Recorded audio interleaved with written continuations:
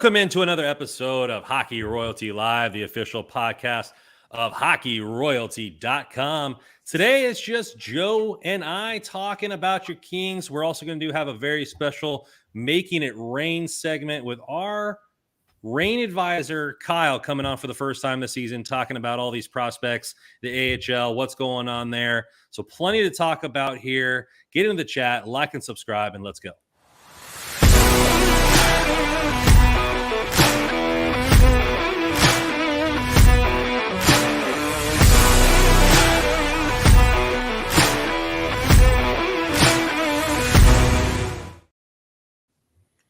All right, Joe, man, how is it going? Another week, All-Star break, really no games to watch, man. So you rested? Are you ready for the second half of the season? Yeah, I mean, it's been just it's been like 2 weeks, it feels like. How long has it been since the Kings last played?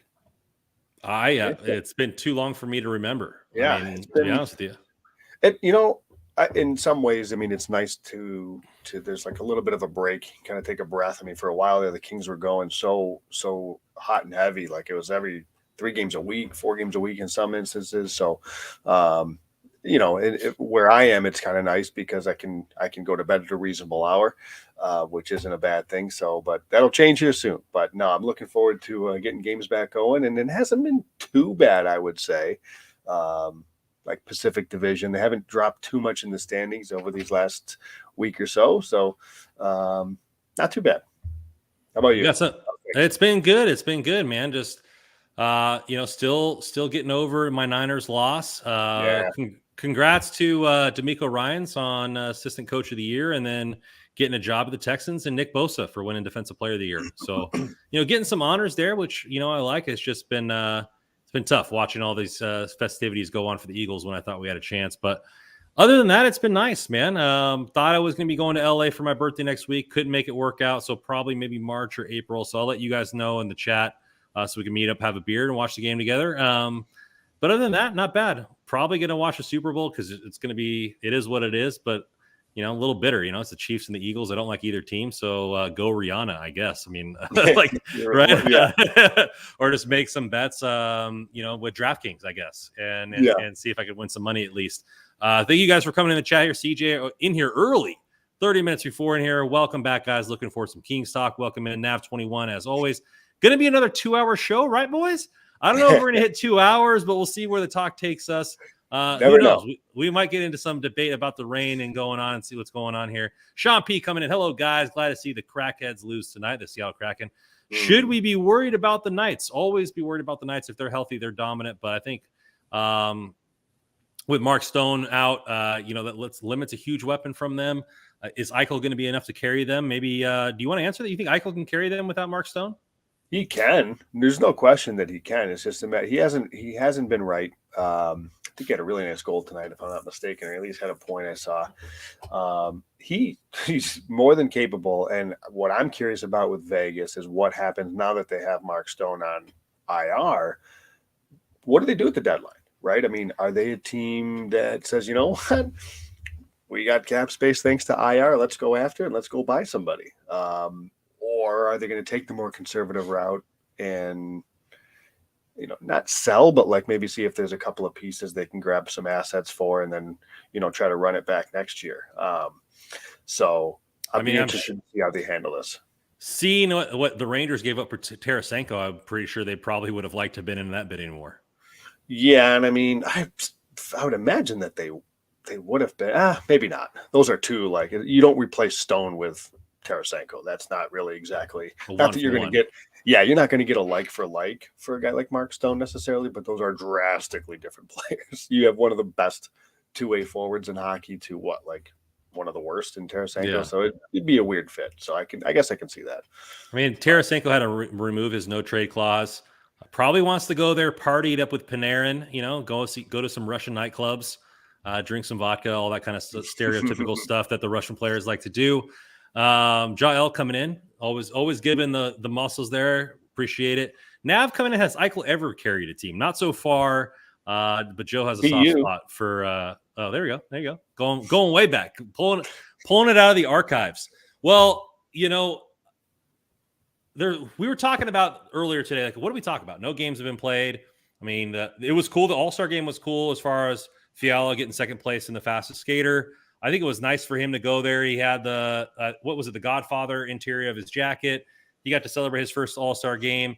And it kind of brought it up to me, and we were talking about it in the chat. It's like so many people on Twitter complaining about how this game is garbage. Like, I wasn't expecting them to go in and it feel like Stanley Cup Game 7, right? Right. The All-Star game festivities, I think, are for the fans and mainly for the kids to to get autographs, to be around other good players that maybe they like or don't like. You saw, I think it was a Canucks fan going up and asking for Fiala's autograph because it was one of his favorite players, right? So, like, a lot of these younger kids are getting gravitated towards certain players, which I think it has to do a lot with Chell. But what did you think of overall of the festivities for the All-Star game? Them trying to switch it up a little bit with some of the events beforehand. I give the NHL credit for trying things. Like, they did the thing with Vegas, right, a couple years ago with the fountains and the Bellagio. They're doing some stuff this year that's trying to be kind of more local, right there. So I give the NHL credit for trying. If the expectation in hockey Twitter is that everything's going to be a hit, well, then your expectations are ludicrous. Some stuff's just not going to land. Maybe it just doesn't work as well as they thought. It doesn't play as well as they thought. And I'm not going to sit here and defend it and say the skills competition was exciting and the All-Star game was great. And because it wasn't, it is different certainly now than years and years ago. But yeah, I mean, it's not for us, right? It's not for hockey Twitter. It's for kids. I mean, that's what it's for. It's for trying to grow the game in that sense. And they're growing into some of these more unique markets to try to do this.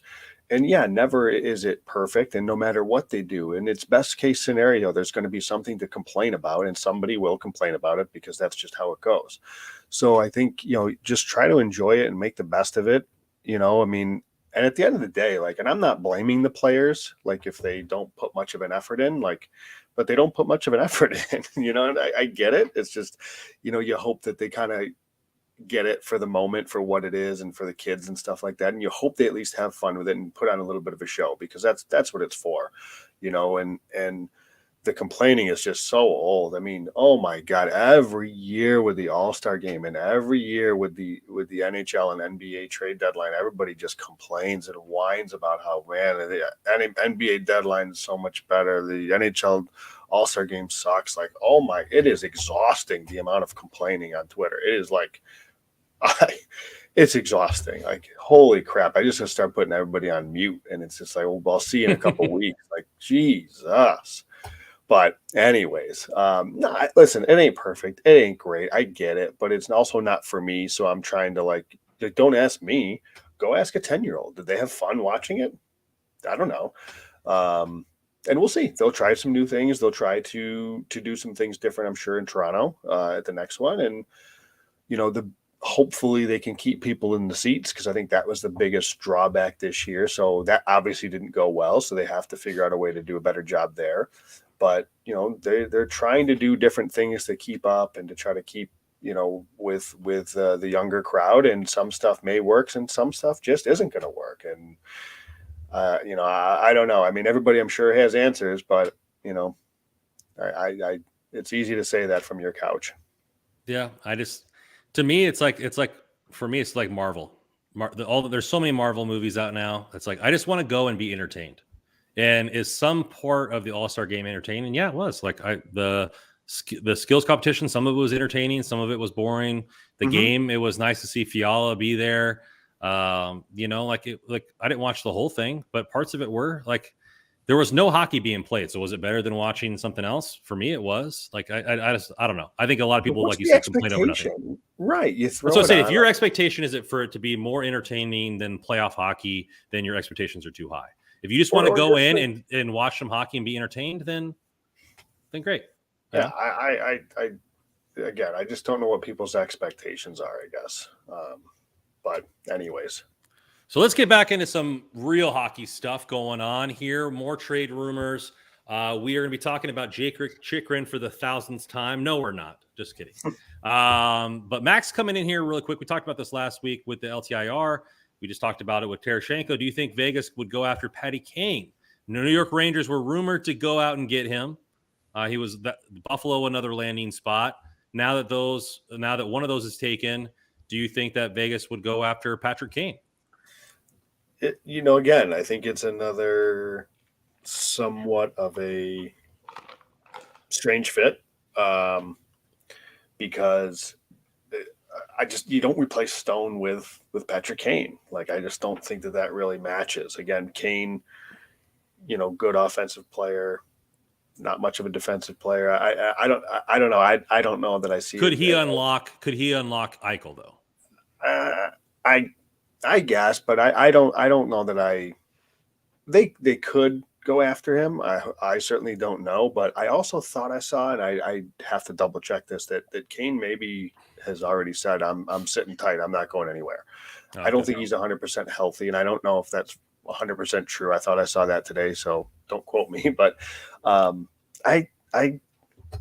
don't know. I'm kind of thinking that Kane's not a guy to really go after. Like I said, I don't know that he's 100% healthy here, so I don't know. If he's not healthy, then Chicago's going to get more for him in the offseason. I would agree. Yeah. Well, it seems that Nav has watched plenty of our shows here, coming in with a little foreshadow, what we're going to talk about tonight. What are your guys' thoughts on Joel Edmondson for our left-hand D? What would we have to give up? So I messaged Joe today that multiple articles have been written by multiple different Montreal Canadiens writers about their two main assets, which is Monahan, which has been brought up on this show, and now Joel Edmondson. Kings are linked to him because we're linked to every left shot D. And what they thought would be a fair or proper, give up for him. So reading through the article, they pretty much said that Edmondson's got, essentially this year, next year. They don't think that he's worth a top tier prospect from the Kings, meaning no Byfield, no Clark, no Turcotte is the three guys that they mentioned there. They said the first round pick would be ideal, but most likely that's going to be a bottom 10 pick. Kings probably unlikely to give that up because they're going to use that to go after either somebody in the offseason or maybe a bigger target. So who does that leave? And the article lists a couple guys. The two main guys is that their prospect pool and their NHL roster are void of right-handed shot D. Obviously, it's been a theme that the Kings have plenty of those. They list Jordan Spence, they list Helge Grans, and maybe some other guys like Fagemo, and then throw in some mid-level picks, maybe a third rounder, and Spence for Edmondson. Now, I know Joe's thoughts because we've talked off air, but Joe, why don't you enlighten people about your thoughts on Joel Edmondson and what, for that price that has been illustrated in the article, whether you're a yes or no? I'm a no at the price. I'm probably a no for free. Not really that interested. Not interested in having him on the team for 2 years. I think people are a little misguided when it comes to Joel Edmondson. He's a big boy, right? He's 6'5", so he's a monster, right? So everybody, my sense is they view this player as a staunch defensive defenseman who throws his big body around, and he's a tough guy to play against. And I don't know. I wrote an article a couple of weeks ago, and I mentioned Joel Edmondson. I talked about him, and at the time, he was 82nd among defensemen in the NHL in hits per 60 minutes, or in hits period, 91st among hits per 60, and that's defensemen. That's not in the NHL. That's 81st and 82nd among defensemen. So he's not somebody that's a big hitter, despite him being 6'5". He was also 8th amongst defensemen in giveaways and 5th in giveaways per 60 minutes. So he's a 6'5" defenseman who doesn't hit. He doesn't defend his blue line particularly well. His zone entry stats or zone defense stats aren't great under the hood. I know you like when I say under the hood, Rando. And he gives the puck away. So other than being big and he can stand in the way and block shots, I'm struggling to see what the allure here is. He's big, he's left-handed, and he blocks shots, but he doesn't do anything else. He gives the puck away. He can't defend his own blue line, and he doesn't hit. So I have no use for Joel Edmondson. I would rather stick with what we have, whether that's Jersey, continuing to play on the left, and I think you know how much I hate that. Or Tobias Bjornfoot, or give me some Jacob tuna. Overard. Yeah, like my general thought on this is if they aren't getting the impact, there's a couple of guys that can maybe like you can talk me into, but Edmondson is not one of them. And couple the fact that we're going to have Joel Edmondson sitting here for another year. Like I saw an article Pierre LeBrun wrote in The Athletic that the Kings and Oilers are kind of talking about the same defenseman and looking and poking around the same defenseman, Joel Edmondson being one of them. Let Edmonton get Joel Edmondson, and we'll watch Adrian Kempe skate around him in the first round of the playoffs. Like, I'm sorry, I don't.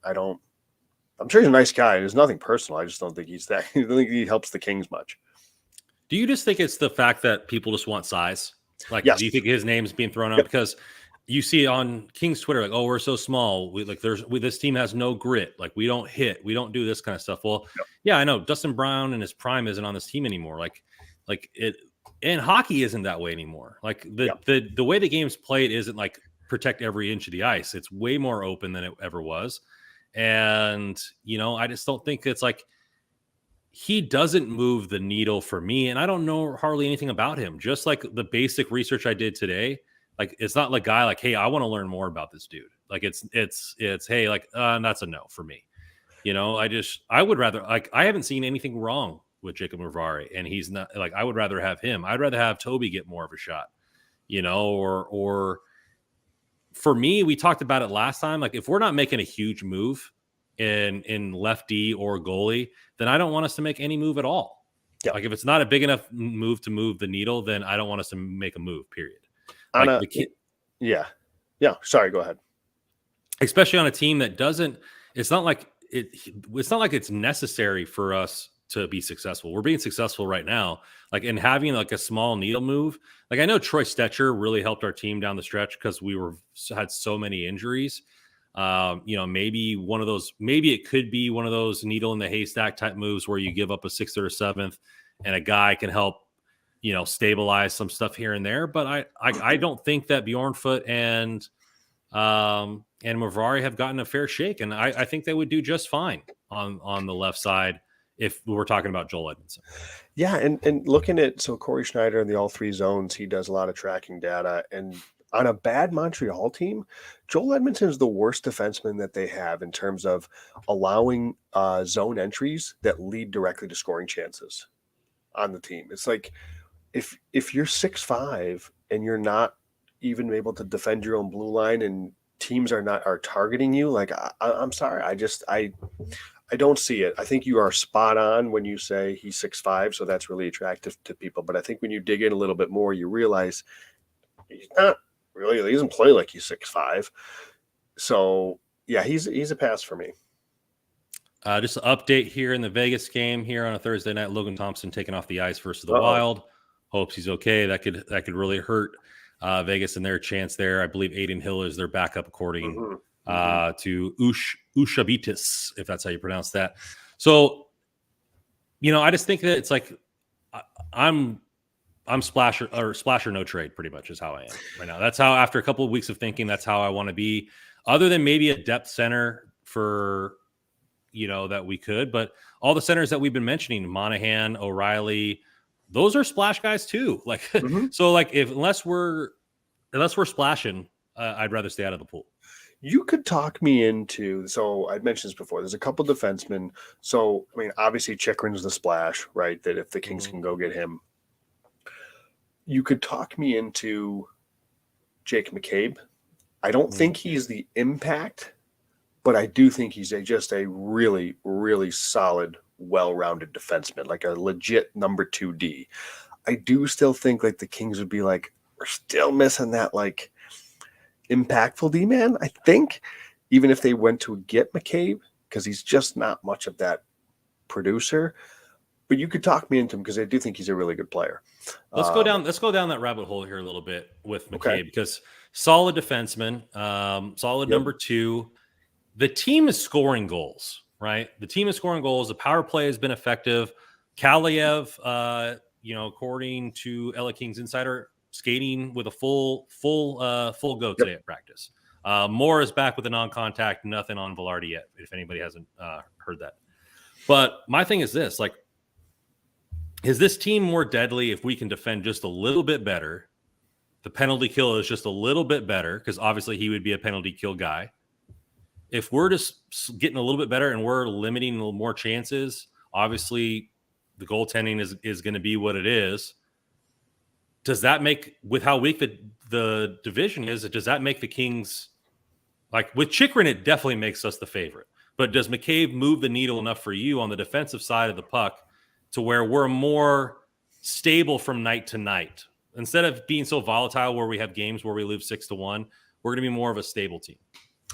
I mean, yeah, I do think there's something there. Like he's where he's like the exact opposite of Joel Edmondson, where McCabe is somebody that defends his blue line well. He is somebody that excels at zone exits and exiting the zone with possession. So even though he's not a quote unquote like point producer and brings a lot of the production, he gets you out of your defensive zone clean, and that leads to offense eventually. So I'm, I may even be talking myself into Jake McCabe a little bit more, and I'd be willing to bet, and I'll look this up at some point during this episode here, this pod, because everybody who thinks the 6'5" Joel Edmondson is a 6'5", we got to get this guy because he's so big. I'm willing to bet that Jake McCabe hits at a significantly higher rate than Joel Edmondson does. So you're also going to get a little physicality from Jake McCabe. I like the player. Like I said, you can talk me into it. He's under contract as well for a couple of more years, if I'm not mistaken. Good age.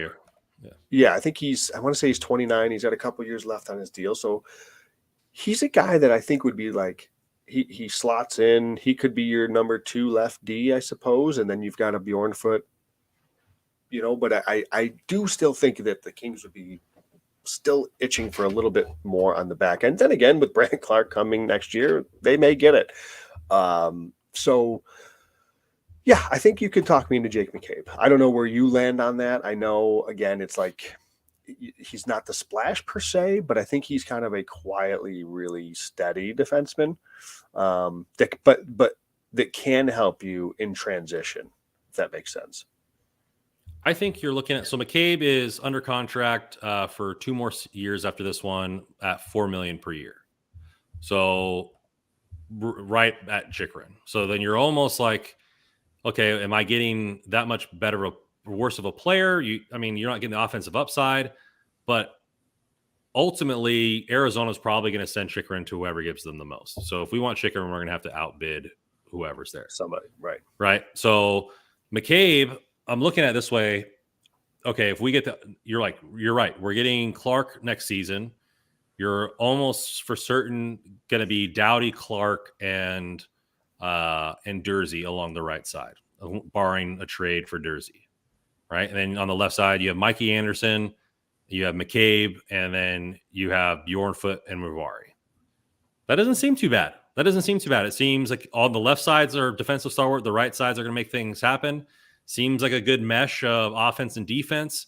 I think you're looking at something along the lines of good, well-rounded team there. And I don't know if it's going to be something along, something of like the splash where you're going to get like super high, more high levels of offensive production like you would with a Chychrun and some still defensive acumen, but we saw with this team, if you get some good goalie play, the defense improves, the offense is humming, like you could still see this team making some significant splash.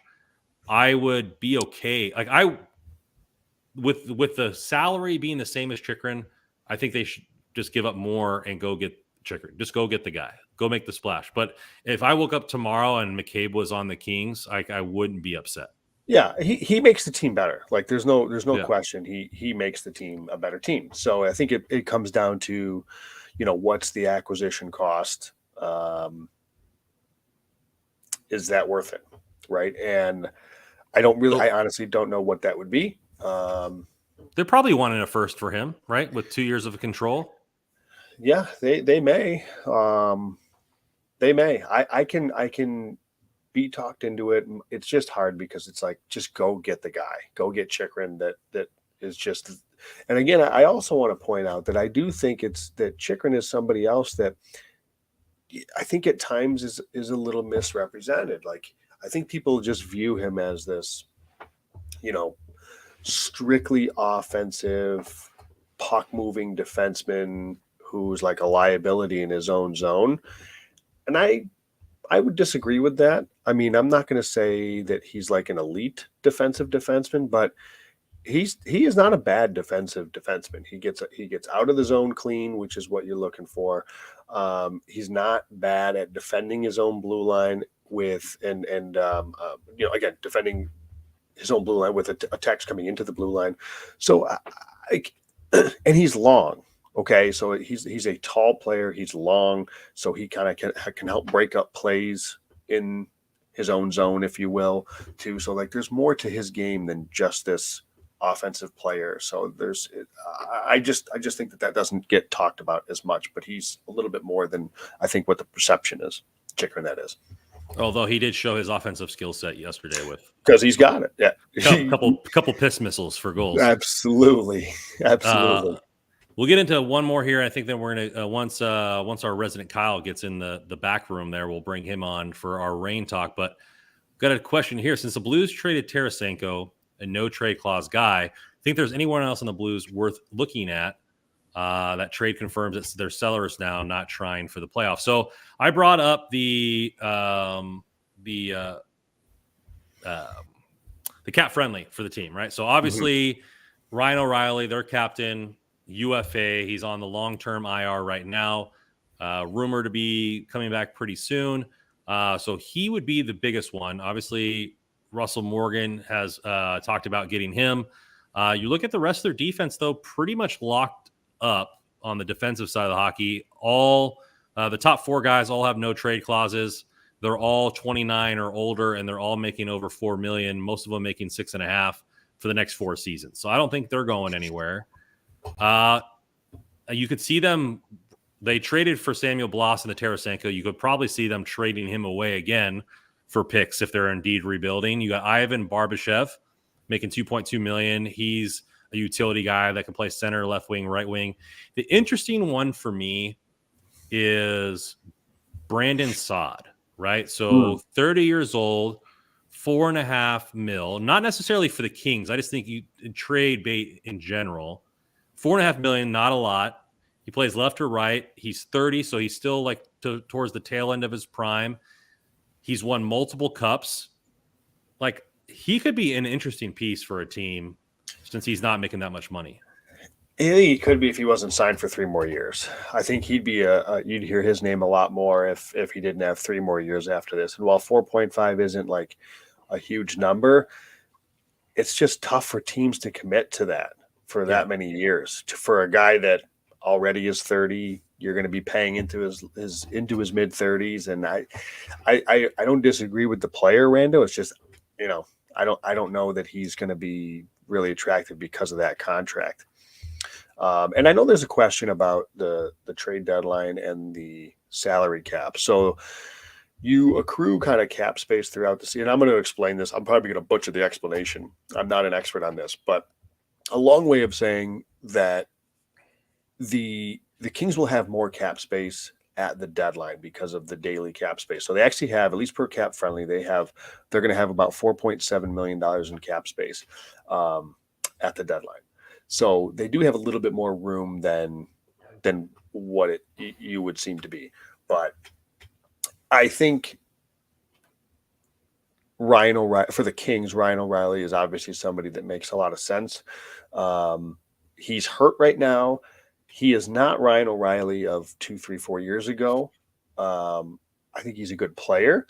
Don't get me wrong. I do think he would certainly help this Kings team, especially a team that's looking to shore up the third line center position, or at least I hope they're looking to shore up the third line center position. So, and he's a rental. You had asked me before the show if I'd pay a first for it, and I think that's a really good question, because it's like, man, does Ryan O'Reilly push us over and get us to the cup? It's like, man, look at the Western Conference, maybe he just might. I don't know. Again, I think great two-way it's center. open. Yeah, great two-way center. His defensive game is still there. The elite offensive game, he's past his prime a little bit, but you never know with all the other players playing with Fiala on the third line. Could retout that, right? And you're looking at a player who has won a cup, which the Kings need another player there. I mean, they have the core two that are on the ice all the time, but it wouldn't hurt to have another guy, that's won a cup. And I just think they ate half of Tarasenko's contract. Yeah. So would they be willing to get a first round pick by eating half of O'Reilly's? Probably. So then at that point, he's making 7.5. It would make it to where it's definitely possible. Are the Kings that sure of themselves where a first puts them over the hump, right? I think that's what, are we in rental mode? Well, that's the thing. Like a first for a guy like Chychrun makes sense because of the years that you get with him, right? He's signed for a couple of more years after this at a really cheap number. So are the Kings in a spot to where they're going to spend that for a rental? I think that is the question. I think that's a good question. Personally, I'll be surprised if Rob Blake goes that route. I think he may push some chips in a little bit to try to make a move. I'd be surprised if he traded a first for a rental. Yeah.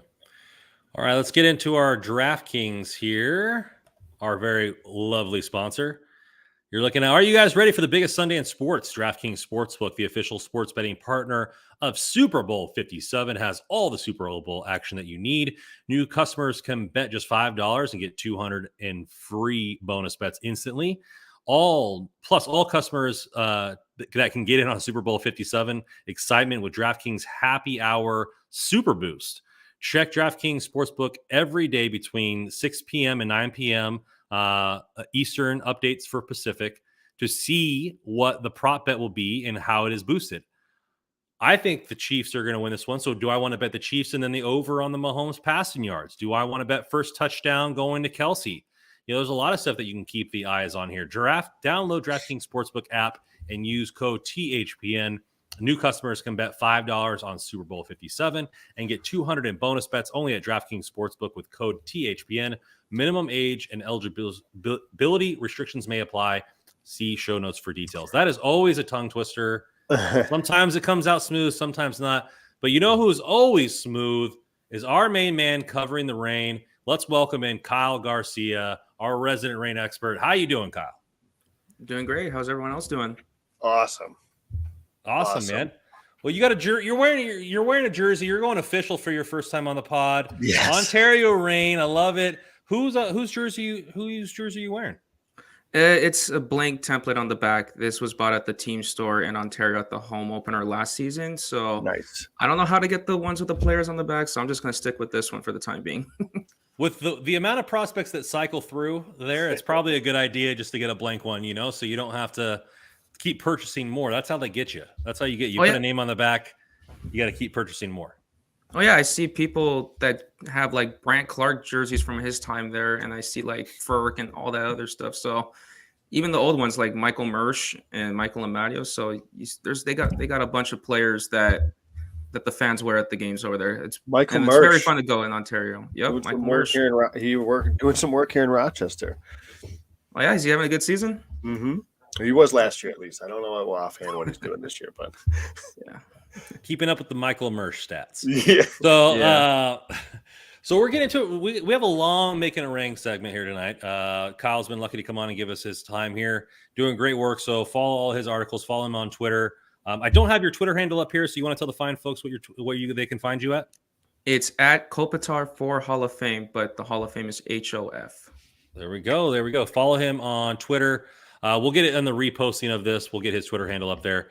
But let's get into Making It Rain, a long time segment. And it's only fitting that Joe and I are here for this. So it's like reincarnating. Bring it in. We're going to start with the season recap. We haven't really got a chance to talk to you. I had you write down your player of the week earlier this year, but really haven't had to go there. Obviously, the Rain were considered a juggernaut coming into the season.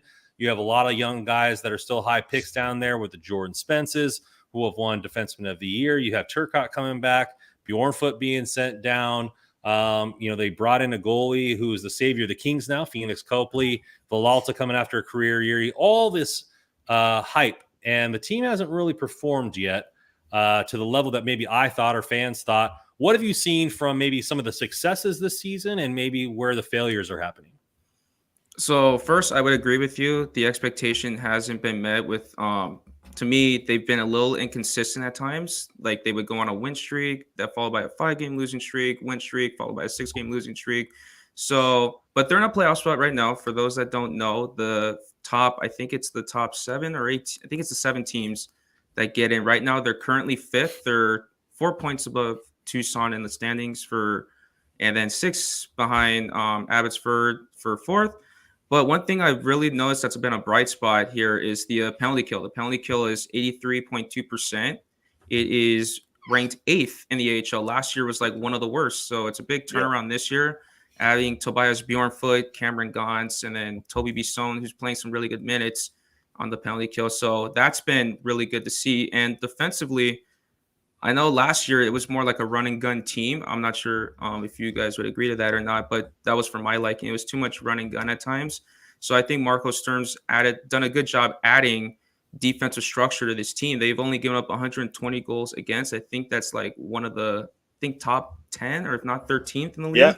Yeah. I think, and Tynan, Anderson, and Spence, they're just leading the way like I expected. I expected TJ Tynan, obviously. I mean, there's nothing. I'm running out of words to describe him, especially every time I write something. It seems like I run out of words with TJ Tynan from now on. But the biggest story for me is the goaltending. The goaltending's been way better this year. Their team save percentage, I was actually looking it up before we started this. It's at 909 this year. Last year, it was 899. So it's been a really big turnaround this year. Matthew Villalta is having a good season so far, 2.47 goals against average and a 915 save percentage. And then Cal Peterson is having a 2.64 goals against with a 915 save percentage. So, 918 save percentage. So that those are my expectations met. Now, the ones that have been missed is just the record. It's not what I expect it to be. I expect them to probably be top of the Pacific, right? And as I mentioned earlier, they're 5th. They're 24-17, 1-1, and on the road, their record is like middle of the pack. They're middle of the pack with the home record. Last year, they were one of the best teams at home. So just being middle of the pack, at home, you got the crowd with you, expected a lot better there. And then I know, Joe, you like this guy, Helge Grans. He's only gotten 6 points in 34 games. I expected a little bit more from him this year personally. For those that don't recall, last year, Spence had a great season, 36 points in 40 games, led the first power play unit that was actually lethal. They were 27.8% of the power play last year. But anyway, getting back to Grants, last year he had 24 points in 56 games. So having 6 points in 34 games this year is kind of been of a, not what I wanted to see from him, but, hopefully he can turn around later on as the season goes. Yeah. I'm glad you mentioned Helge Grans because he was one of my favorite defensemen in this organization. Like behind, even throughout last season, with as good as Jordan Spence has played, like Grans was my number 2 behind Brandt Clark. That's how highly I thought of him, and it just seems. I think, and Randa, we talked about this last year too. Like the start of the season last year, first half of the season, I thought he was great. He was jumping into plays. He was getting assertive, or he was being assertive. He was kind of, again, like trying to push the pace a little bit. He'd make some mistakes here and there, but he was willing to take some chances. But then the second half of the season, it seemed like it dipped a bit. It's like it wasn't the same type of Helge Grans, and it seems like that's kind of carried over here into this season. So I don't know. He's still young, and hopefully there's another level that he can get to, because I still am high on him. And I figured it was always going to be a project. Like he was somebody that, he wasn't going to be able to step in right away. Even last year with as good a season he had, I was like, he's at least he probably needs 2 more solid seasons in Ontario. And, it's kind of looking like that right now, I guess. You're looking at a player who, like you said, is a project. And you saw in his draft here, we see flashes of Rasmus Dahlin, the scout did, right? We see high-end potential with his size and his skill and all this, but it's not consistent on any level. and that's going to be the project, is get him to flash his skill set more on a consistent basis. And it seems like it hasn't been this year. Right? Have you noticed him? You go to a lot more games than we do, considering that we don't live in California. I mean, do you see him getting lost in plays? Is it the fact that you think maybe he's with a bad partner? Does he, not engage in the offense like he did last season? What are you seeing from him, maybe just from the eye test? I think it's more of the not engage in the offense, because his partner, I think most of the times, has been either Gauntz or Bisson. So they're kind of there to help him out a bit. Two good veterans. So that's a good pairing by Marco Sturm right there. But defensively, I think he's got a good reach with the stick in his own zone. He doesn't get lost there, but it's just offense. He kind of looks like he's in between at times, especially on the power play. The second unit, he actually got taken off that unit back in November. So Interesting. Tobias Bjornfoot is actually running power play 2 right now. So that's kind of like a little bit of an eye opener for me, but I think it's just more being indecisive, maybe a little bit in between on offense, whether it be passing or shooting. He just doesn't look fully engaged in jumping into the play like some of the other defensemen I've seen. Looking at the power play, so it's still good. It's a top 10 power play in the league, but last year was, like you mentioned, it was ridiculous. Yeah. Do you think it's as simple as, well, Martin Frk's not here anymore. So I think we all thought, okay, that's a really big loss, but you still got Jordan Spence, TJ Tynan, and this is a great opportunity. Leah Sanderson at the down low. Down low, yeah, and we have a great opportunity for, at the time, at the start of the season, maybe Sam Lefebvre to be that Martin Frk, but maybe we're just kind of taking for granted that Frk's a tough guy to replace. Oh yeah, Frk's definitely tough to replace. I actually thought the power play would drop up just a little bit. It's still top 10, so that's good enough for me, but you can see how for those that watch, it's very different from last year to this year. Everyone was shifting over to Frk when they were trying to give him that puck. And I believe that's why it made the bumper man so effective. This year, there's too much time where it's just looking for the right pass. There's not much shooting. Whereas Frk last year, okay, let's get him the puck. Let's see him shoot that 111 mile per hour slap shot from the left circle and like just blasted by goalies. But yeah, I kind of agree with you there, Joe, that we kind of do take him for granted there. And it's been a big loss on the power play. That's a really good point that I had never even thought of, to be honest with you, kind of oddly enough. Maybe again, because it seemed like whoever the Reign put into that bumper, right? Whether it was Byfield at times, Velarde was excellent. Akil Thomas, great. But you make a really good point that, these teams, they had to account for Martin Frk because he was the leader in power play goals. So he was always going to be the number one option.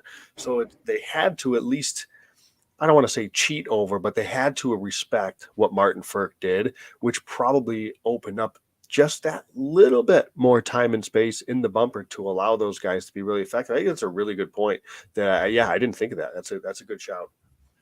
So the difference in the power play there, obviously we're seeing that, but a guy that may help is Martin Chromiak. And we'll get to him in depth later on, but he's been one of the biggest resurgence and changes in January. And so going into January, how has the team looked and differed from the rest of the season? What has changed, and maybe for the better, to where they can keep it up going forward? I think this month it was a little bit the same as throughout the season with the record wise. And then, they started off losing the first 2 games, winning the next 5, losing the next 3, winning the next 2, and then they split the last 2 games of January. But we finally saw the star players show up. TJ Tynan, believe it or not, to start January, 28 points in 27 games. Now that's just about a little over a point per game, but it's not, to me, I wouldn't say that's not TJ Tynan-like, but to his standards, I'm pretty sure it is. So we got to see him. He went off recently, 14 points in 25 games. He got the Player of the Month award. Martin Chromiak had 15 points in, I think, a 14-game span. And then Jordan Spence had 10 points in the month. So we got to see the star players step up, and they had to because, they're dealing with some injuries and call-outs right now. I think Gauntz and then Nikita Pavlichev, Austin Wagner, and the newly signed Tyrell Goulburn, they've been out with injuries. And so has Nate Thompson. He's been out since January. I think he got hurt January 8th, my bad. He got hurt January 8th against Coachella Valley. And he has, according to Jared Schaffer, he's been skating lately. So that's a good sign that they could be getting him back soon. But Yeah, so the star players had to step their game up, and they have. So was one of the bright things to see. I think you're looking at a team that it took a while for Chromiak to catch on, and I don't know if it was getting used to the game, if it was Marco Sturm demanding more of him to earn his minutes, or if he's just seizing opportunity. Right, players get called up, opportunity gets given, and he seizes the opportunity. Let's get into him. Obviously, on fire. Was a darling in camp last season, and going into this season, people thought that he would have 55 goals and get called up already, but it didn't really start that way for him. He seems to have a nose for scoring opportunities, similar to Kaliev. What have you seen from him, and how has he really developed his game to burst onto the scene like he has?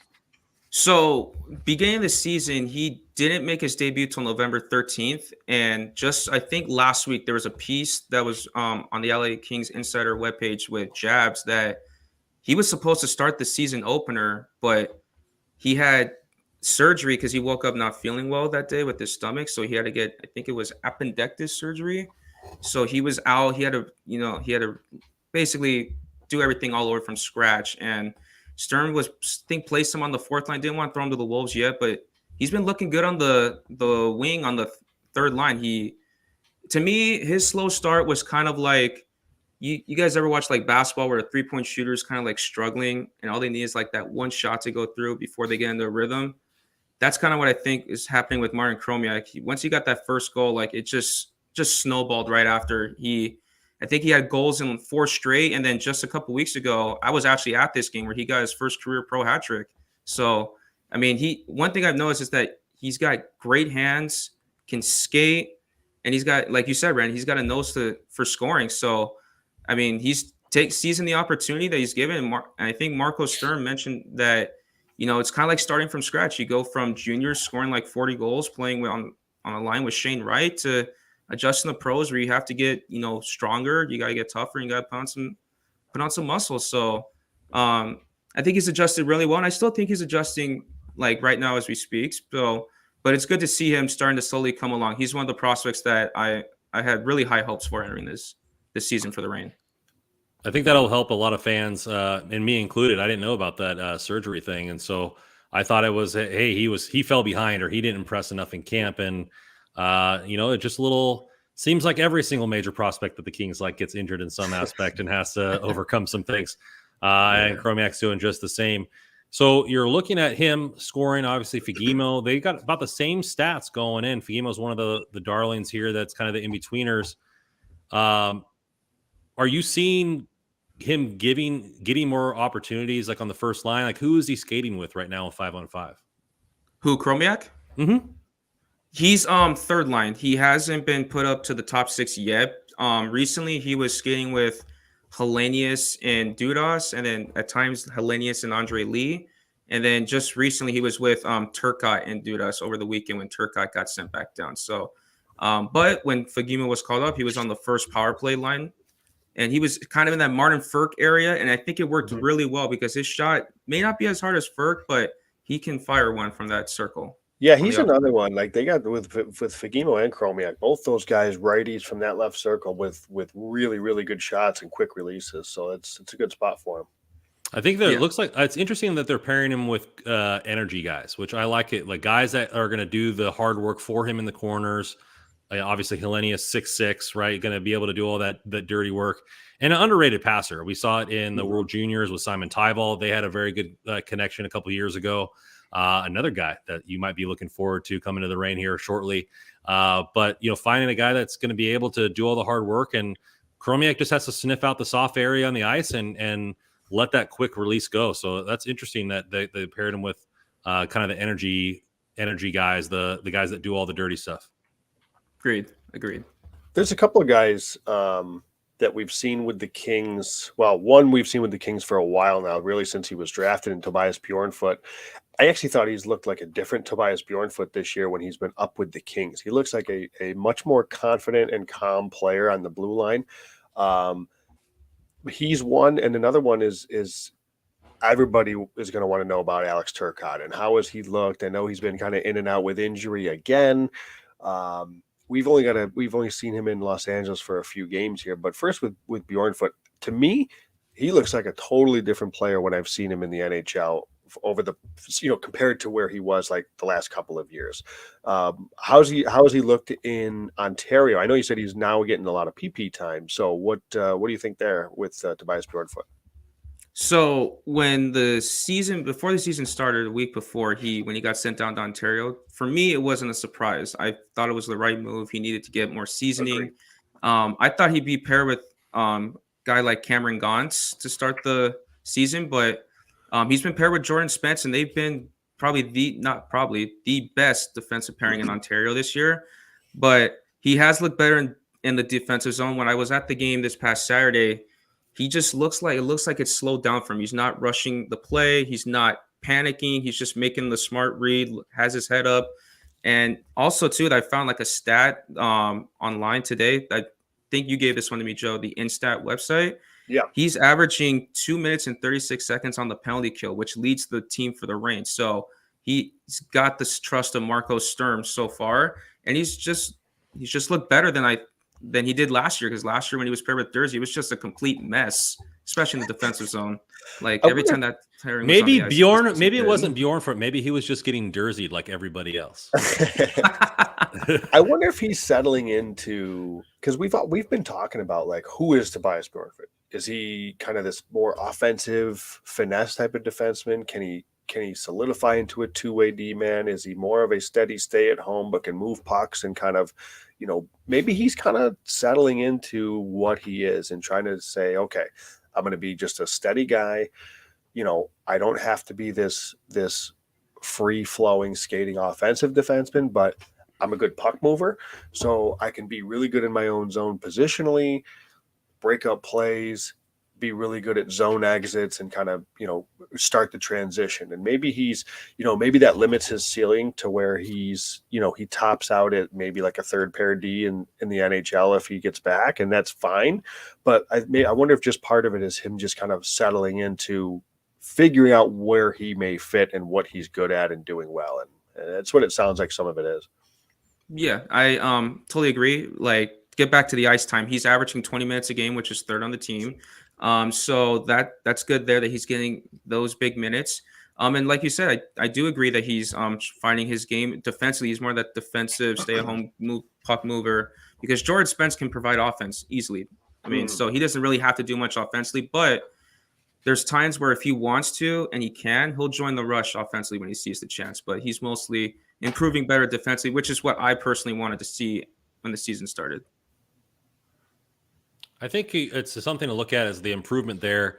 Now we've seen Turcotte up in the with the Kings for a little bit. Not still the elusive point has escaped him.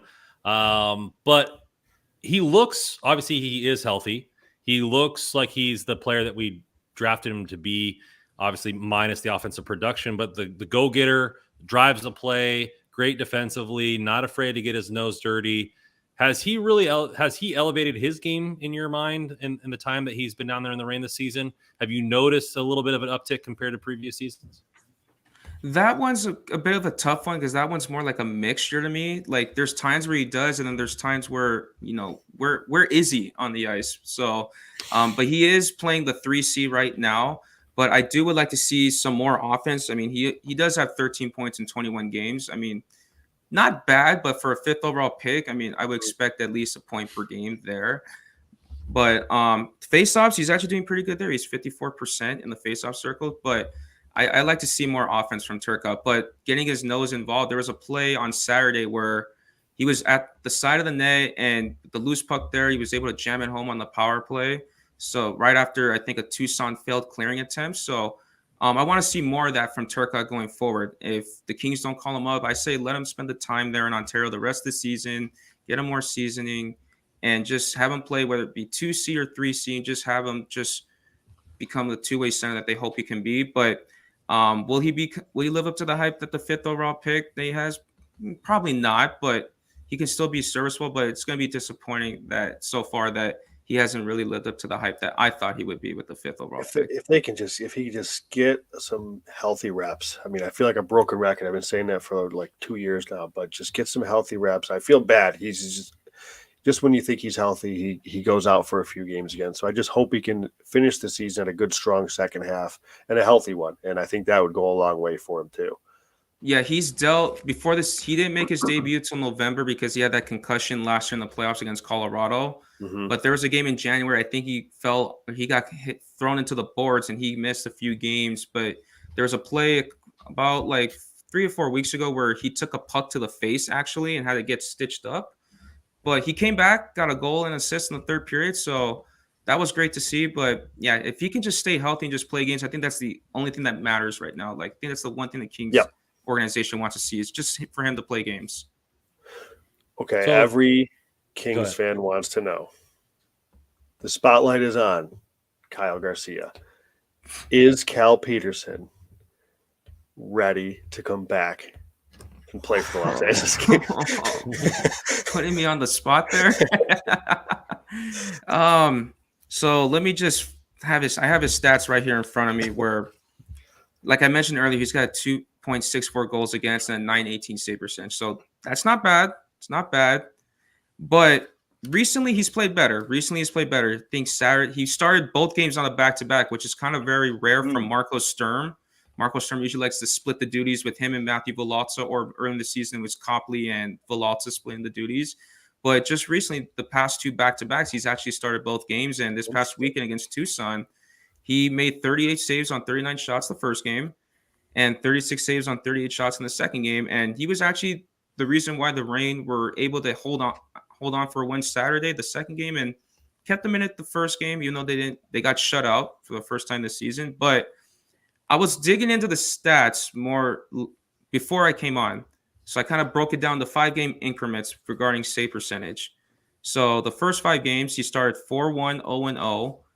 He only gave up 8 goals and only allowed 3 goals in a game once in that span with a 947 save percent. So that was good. But here's where it gets interesting. 1-4, 18 goals against, 3 or more goals allowed 3 times in that 5-game span with an 892 save percentage. And then the next 5 games after that, 3-1, 1-0, 17 goals against, 3 goals allowed or more 4 times. There was a span where he gave up 4 goals and 7 goals in back-to-back games again. And for that span, I remember that kind of very vividly where he just looked out of position quite a bit or just overcommitting. So there was actually a game earlier against Coachella a few weeks ago when Martin Chromiak got his hat trick. It happened in overtime where I think one of the Coachella Valley players, I forgot his name, I think it was Max McCormick, drove wide to the left side and he overcommitted and allowed a wraparound goal in overtime to win the game for Coachella. So will he come back up? I don't know. But I just, I would like to see him play better, but boy, that's a tough question to ask. Just iffy on this game. It's just up and down. It wasn't a yes or no there, Kyle. It wasn't a yes or no. Normally, I'm the one putting Joe in the hot seat, man. But Joe threw you under the bus there. What's funny about that is because I was looking last week or the other day or something, and I was kind of caught off. I was like, it caught me by surprise. Like, wait a minute, he's got a 918 save percentage, which among AHL qualified goalies is top 10. It's like, okay, it's 8th, actually 8th too. Okay, so it's like on the surface, you're thinking, okay, maybe this is going okay. Not to say he's going to come up to the NHL at all, but like at least he's not getting caved in. But when you break it down the way you did, like he had a stretch where he wasn't just getting, like he did get caved in for a bit there. And I guess it's nice that he's come out of it. But the biggest concern for me is less the result, like goals are going to happen, whatever. But it's more, he never looked settled. And I always am, admittedly, and then people that have listened to the show know this, like I try to be careful with like evaluating goalies because I think it's such a unique position and such a different position. And I don't want to but he never looked like settled in his stance and with his feet. And it seemed like he was just, I don't know, like he just, and you kind of point out the one goal in overtime where he overcommitted and like against Coachella, and it ends up costing him on a wraparound. Like stuff like that is just like, ugh, you don't want to hear that. And and hey, maybe he just needs to spend the rest of the year in Ontario, and that's, I guess that is what it is, and then deal with it in the off season. But like on the surface, I guess it's sort of nice that he's having some success in Ontario, and hopefully that helps. Jael coming in here saying, yes, Kyle. Tell us yes or no. He wants receipts, Kyle. I would say no. I'll say no. Yeah. Seems like a good answer. Yeah. All right. Well, but I do think a buyout is possible after this season. Oof. If no one's willing to trade him. Russell Morgan and I don't think so, because it's like $6 million for the buyout. That's like more than his salary is now. So you might as well, it's hard. It's gonna be tough. Yeah, that's tough. Yeah. Blake's got his hands tied. I mean, that contract is just not looking good as each day passes. One of the few missteps he's made. Mike E would agree with you. Biggest mistake of Blake's tenure. We can't even buy out Cal because of his signing bonus. It's gonna be tough. It's gonna be tough here. It is what it is, because I think if the backup goalie was anybody besides Jonathan Quick, you might see like a little small move here at the deadline. Yep. But they're not going to embarrass Quick like that. They didn't do it with Jeff Carter. They let him pick his spot. They were very eloquent about how Dustin Brown retired. I just don't think I don't think they would do that to Quick. But we got a couple questions here in the chat, and you can join us for some Kings trade rumor there, Kyle. So stay around here, buddy. All right. We're going here. Coming in is either of the Blues goalies worth looking at. So we were talking about the Blues before on the trade tenure. I got it pulled up here. Jordan Binnington has got 5 years left. He's 29 at $6 million a pop. And then Thomas Greiss, 37-year-old journeyman at 1.25. Obviously, Greiss probably not a needle mover there. Jordan Binnington helped them win a Stanley Cup. Joe, is he a needle mover for you? Is he a guy that maybe just needs a new spot and can reinvigorate his career? That's a big no for me. A massive no for me. He's got 4 more years at $6 million, like you said, and I don't think he's great. I mean, he ain't $6 million. I can tell you that right now. He's not worth $6 million. So a big no for me. Like I just my whole thing, and then I know the question says is either of the Blues goalies. So Thomas Greiss, who is that kind of been that veteran journeyman backup for most of his career. My thought on trading for a goalie is this: the goaltender, that if you're going to acquire a goalie, he has to be definitively better than Phoenix Copley. Because I agree with you, Randon, that I don't think Quick's going anywhere. They're not trading him. They're not waiving him. They're not going to carry 3 goalies and scratch him. I just don't see that. So the goalie that comes in has to replace Phoenix Copley. Is Thomas Greiss better than Phoenix Copley? No, I don't think he is. And is Jordan Binnington? Like, I guess. But I don't think it's like significant, and it sure as hell isn't for $6 million for 4 years. So I'm a no on those guys. I'm just gonna say hell no on Binnington. No, stay away from him. Stay away from him. No on both is for me. Nick coming in here. Taves for a third and a conditional fourth as a third line center. Now, I don't know if that would be for that like if we're giving up that and that's the actual return, then I would say how are we going to make the salary work? But you're looking at Jonathan Taves stats right now. 28 points in 46 games. He is a minus 24. The Blackhawks blow, so that doesn't really bother me there. But he's very good in the faceoff dot. The team is just bad. Do you think that he would be maybe necessarily for the Kings? Is he a good rental for a cup contender? I mean, we'll say for the Kings to start, and then do you think he'll get traded elsewhere? I'm not all that interested. I mean, I guess if the price is like a third and a fourth, as this question asked, it's pretty cheap. But I don't know. We're getting a Jonathan Taves that he's at the end, right? He's at the tail end of his career. Perhaps you can sell me on like him change of scenery, playoff race that reinvigorates him for a second half stretch. Okay, I can maybe see that. So it would have to be a very, very cheap deal from an asset standpoint to go and do this, because so not a first. No. Okay. Second round pick. No. the most I would go is a third, and I'm not even sure if I would do that. And I don't Um, know if the Chicago would either, frankly. But yeah. Throw out some prospects here. What about Jack Hughes? We just drafted. no, No. I like I don't know. I just and maybe I'm way off here, and if I am, I am. I just don't know that he moves the needle all that much. Like I So think he's not that much better than Kupari. I mean, when you put it that way, Randon.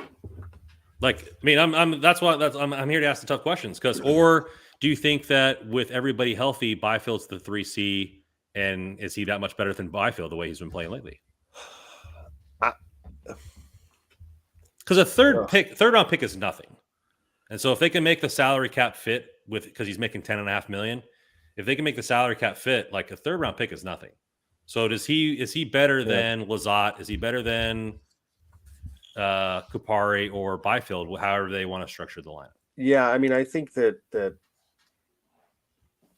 I mean, if it's a cheap deal, it's just I just don't know what Jonathan Toews we're getting here at the end of this, of his career. I don't know, and I know it'd be a short term stretch, but maybe that's the way. Maybe that's the route the Kings go rather than trade a first for a rental. Maybe, and Kyle, I don't know what you think. Maybe this is the type of deal for a guy that, because of his performance, he's going to be cheaper, but just maybe you spark something and you kind of catch lightning in a bottle for a month. So maybe that's the type of deal that Blake should do this time around.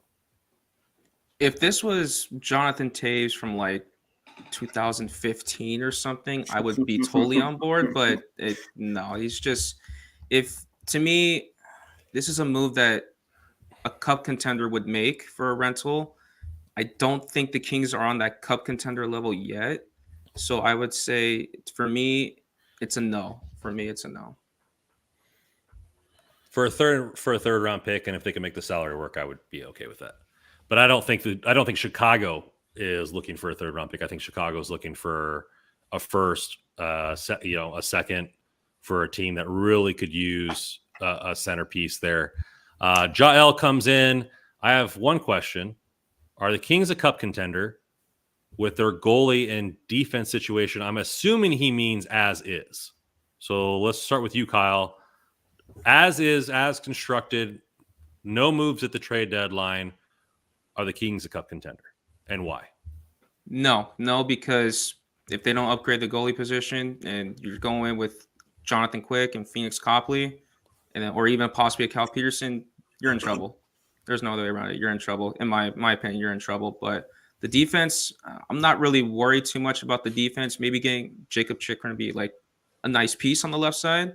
But they're top 10 in like a lot of advanced stat categories. But the goaltending is just holding this team back. And if you're relying on a journeyman or a 37-year-old Quick who's at the end of his career to be your goalie in the playoffs, you're probably not going to get past the first round if you make it. So if it's just as is, I don't think, not even close to me. Yeah, it's hard to disagree with that. I mean, I've said that the West is wide open, and so by default, if you think you have a shot at winning the West, does that in turn make you a cup contender? Because all you got to do is get there, and then you're in the dance. And I think the Kings are right there with a lot of these teams. Like the West is up for grabs. I really believe that. Whoever makes the better moves, perhaps at this deadline, it could go a long way. But yeah, I think they could in this Western Conference. I think they can get through with the decor they have, but that goaltending is going to be tough. That I agree. I think it is going to be really tough to get through with the goalies. Especially if you get out of the West alive and you have to face one of those Eastern Conference teams, you're probably looking at a sweep with this situation. Yeah, that's the thing too. Like that's why I say, like, I guess if you could get out of the West, you're in the Cup final, so technically you're a Cup contender. But there are like so far behind the Eastern Conference, and a lot of Western teams are. Frankly, the Kings aren't alone there, but they're way behind the Eastern teams. Yeah, I think to a chance to win the cup, if that's what he means by cup contender, which it probably is, I would say no. But I think to chance to get to the cup, yeah, I think the Western Conference is wide open.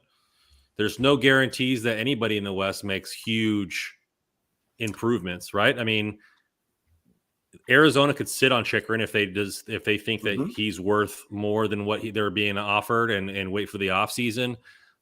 Vegas, no guarantees that they're able to find somebody to go into that Marco Sturm spot. Calgary obviously has all the metrics and they could get hot if they make an adjustment, like a Van Riemsdyk, like we talked about on the last pod.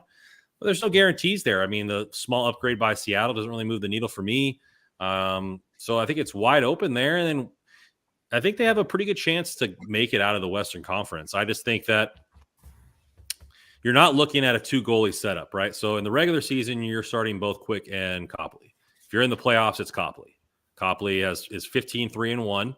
I mean, underneath 900, but most of the league has under 900 save percentage.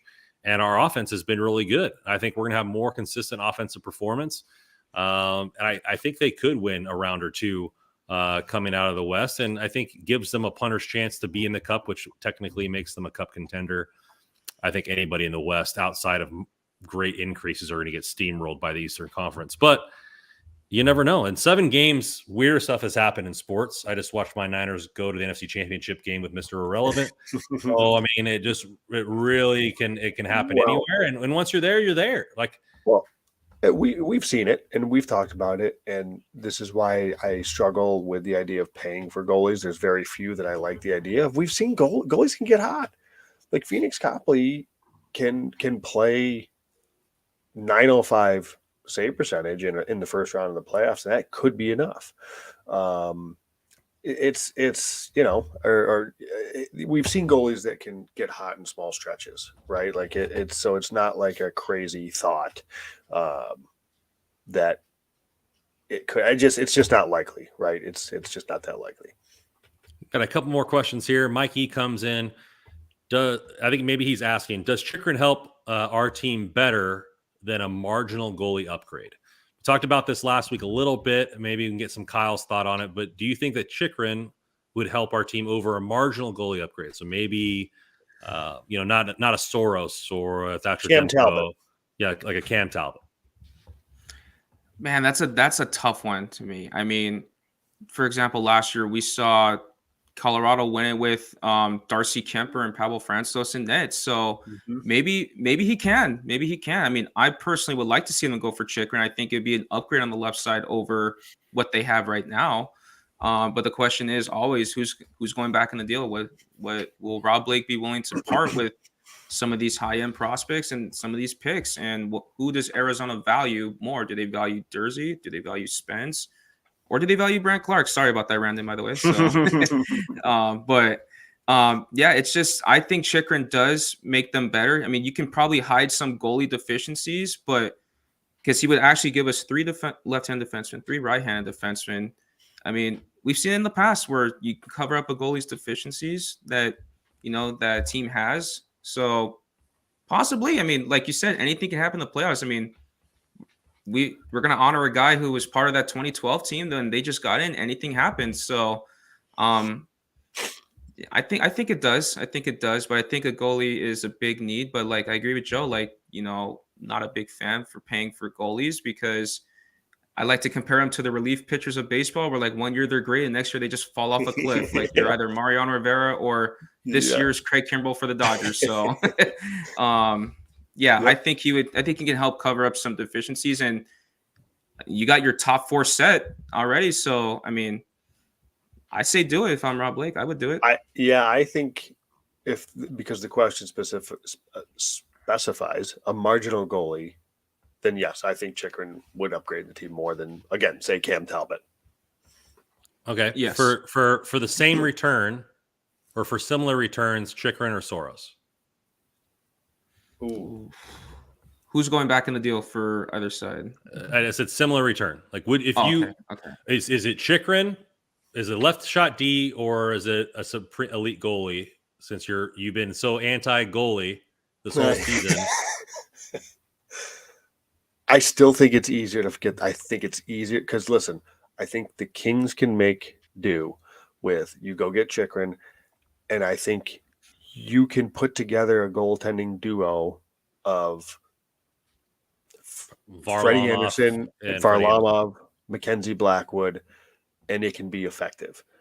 And I think as they continue to try to find, a younger goalie to kind of build into the system, I still think it's easier to find goalies that can be at least league average than it is to find elite defensemen. Or let me put it this way. I think it's easier to find goalies who are around league average that can spike a really good season. Look at Linus Ullmark right now in Boston as an example. Or even some of the guys in Toronto are having good seasons. Varlamov's having a good season. Like, I think the goalies can have good seasons if you have a good environment around them. And I think Chychrun would help that environment around them. So I would say Chychrun. And I love UC Saros, to be very clear. So, but I'm being consistent with me, and I hate goalies. So. All right, Nick Vroman coming here. Does LA go all in on Chychrun, not only to get him, but to keep him out of Edmonton? I don't necessarily think it's a spite thing, right? I mean, it would, like, Chychrun helps your team, and yeah, it hurts one of the biggest rivals. I think where this would be like I don't think teams make moves to keep players out of other organizations. Like, do you think that really happens in hockey? I mean, well, I don't know that I don't think he means it in like a spite value. It's just if they get Chychrun, well, now they're already in a better position than the Kings. Now you're adding him. The Kings just got to play that much more catch up. Whereas if you get him, now you might be on the front foot. So I think that's kind of where the direction he's coming from. The question, it's like an arms race. It's being a Yankees fan, see it Yankees Red Sox. They used to do that for years. They just try to one up each other. I think there's something to that, I guess, and I do think it's interesting. But like, maybe knowing that you're one of your competitors is going for the same player that you bid, you put more in the pot because you're the person you're bidding against is in your division. See, this is why let Edmonton go get Joel Edmondson or Vladislav Gavrikov. Let them go think that they've done the good thing by doing that for cheap or for relatively cheaper, and that will hurt their team. When the Kings, they can go get Chychrun and it's a 2-for-1. Like the Kings get because I think Edmonton is the team that would go out and get a Joel Edmondson and spend a stupid pick to go get him and think it helps their team, and it really doesn't. So like I'm hoping they get Edmondson or Gavrikov because I think they think that's going to improve them. It won't, and that's only going to help the Kings. And again, it may take them out of the Chychrun race as well. So, but yeah, there's a lot of competition for Chychrun. Edmonton is obviously one of them. There's teams in the East that are going to be in on Chychrun. So we'll see how that shakes out. But we'll just one little nugget with Chychrun just to throw out there is he's got a no movement clause or no trade, one of the two, that kicks in the off season. So, I know Arizona is trying to be, get as much as they can and hold out as long as they can. But at some point here, they may have to make a decision before the decision is like all his. So yeah, because then you could get less in return because he'll say no to the teams. Could. Yeah. Very, very astute observation there, Mr. Paterino. Well, I think that's going to do it for us today. Thank you for the inaugural Kyle Garcia making it rain part of this. We're going to have him come on every so often, talk about the rain. Follow him on Twitter. It's Kopitar for Hall of Fame, right? HOF? Yes. On Twitter. We'll put it in the retweet for this podcast here. So keep an eye out for that. And I want to actually real quick, sorry, Randy, to cut you off, but I do want to throw out and let Kyle give him a couple minutes here because you are working on a piece that's going to be coming out about Dustin Brown. You want to talk it's coming out for the Hockey Royalty site. If you want to touch on that for a little bit and kind of preview that. Go for it, man. Yes. So I will be going to the game on Saturday with some family members, so I couldn't pass that up.